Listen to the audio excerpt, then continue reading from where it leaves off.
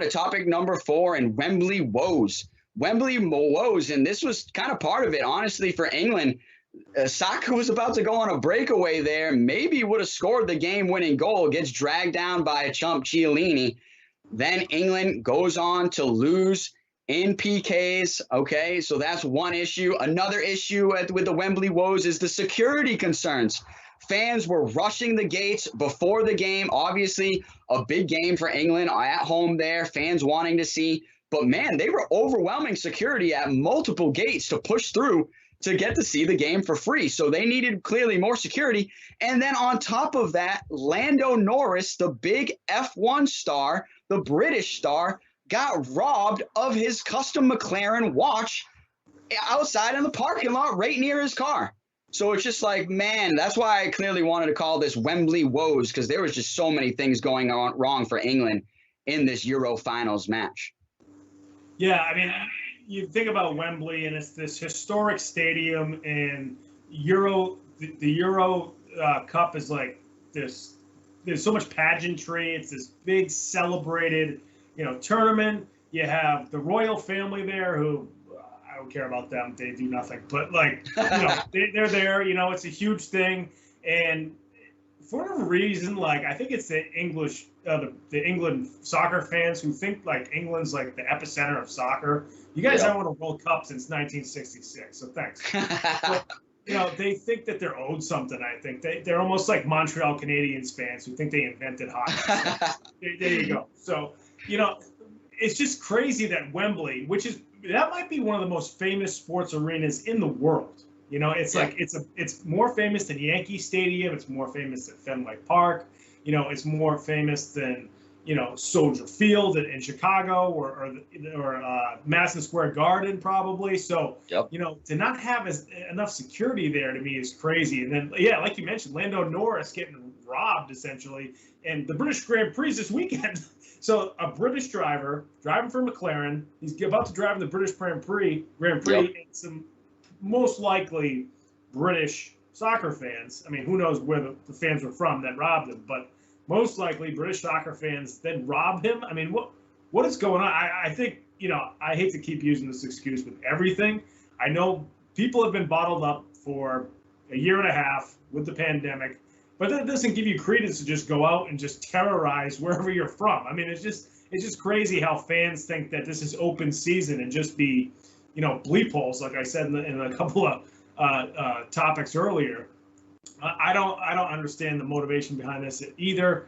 I mean, you mentioned too some of the racist comments that some of these England soccer players have faced over the last few days, including Saka and the two other players whose names escape me. I apologize, but there's just this whole thing where all these British soccer fans, and some of the racist comments came from other countries too, not just England, but it's just all of a sudden sports fans think that it's back in 1960 and you can just say whatever you want and act like a jerk at a game and it's just going to be fine. I mean, things are changing now. I remember being at Fenway and, guys were getting fights in the bleachers and stuff. It's not like that anymore. They changed because it was a bad business model. Now, families can go to Fenway and it's not as violent and it's not as crazy and it's better for business.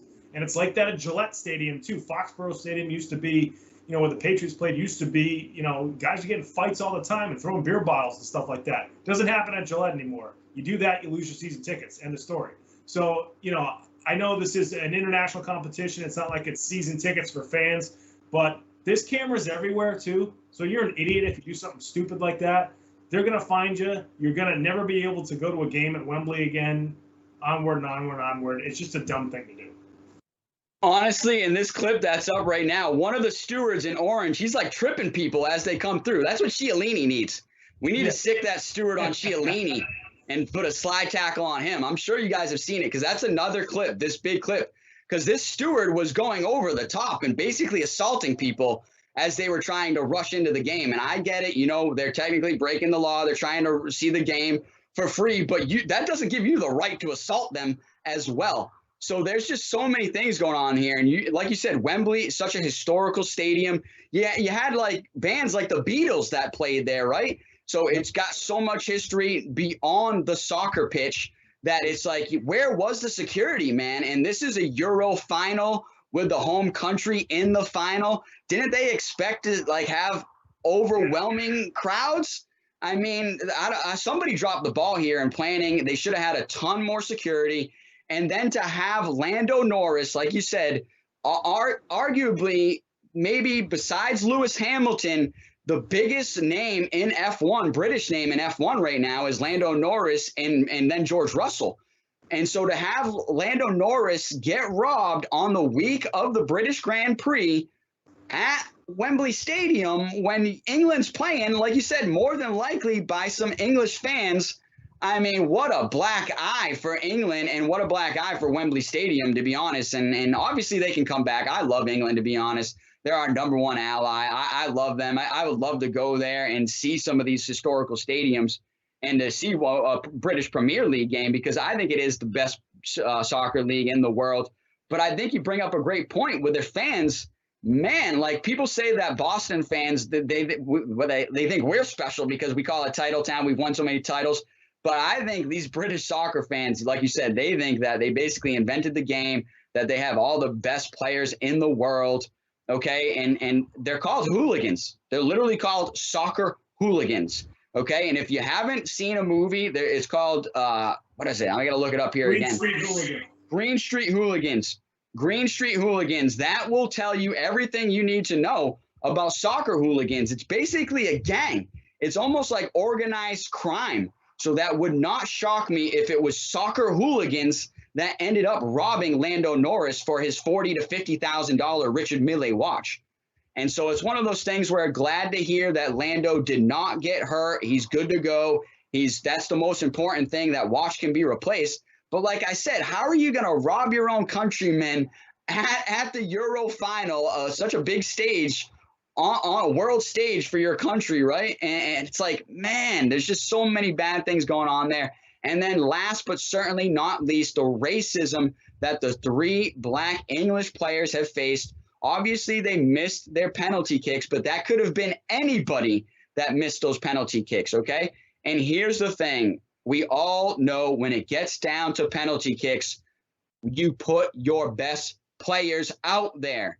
You put your best players out there to take the PK. So clearly they were 3 of the best players. So I really don't want to hear anybody bitching. And I'm sorry, I don't even know if I can say that on here, but saying that about them missing the PKs.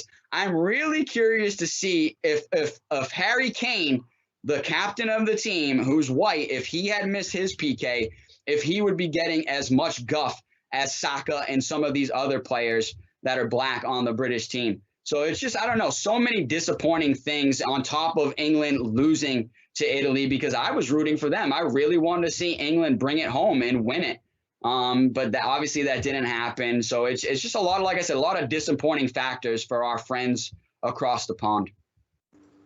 Yeah, I mean, everybody keeps talking about, how dramatic the game was, everything, which is great for TV. It's great for spectators, especially, kind of like fringe soccer fans who are just kind of tuning in for this type of game and don't necessarily watch Premier League that much or some of the matches, and maybe just watch the World Cup and so forth. But a lot of soccer fans are saying, this wasn't the cleanest game. This wasn't the greatest match to watch as far as the product on the pitch. So, there can be arguments made as to whether or not that's good or not for the game. But, I think this story is, more people are paying attention to this, at least in America, than they would have if it was a clean game where, England won 2-0 or something like that. So, there's a lot that can be talked about. It did seem like England, they scored that goal, I think in the first 3 minutes of the game or something like that, or the match. And then they kind of just played like cruise control. They call Katie bar the door in hockey, but like you just kind of play defensive and don't try to attack offensively. And that's what seemed to happen with them. And then they kind of lost their edge there. So very dramatic Euro 2020 final. And people are going to be talking about this for a while as well.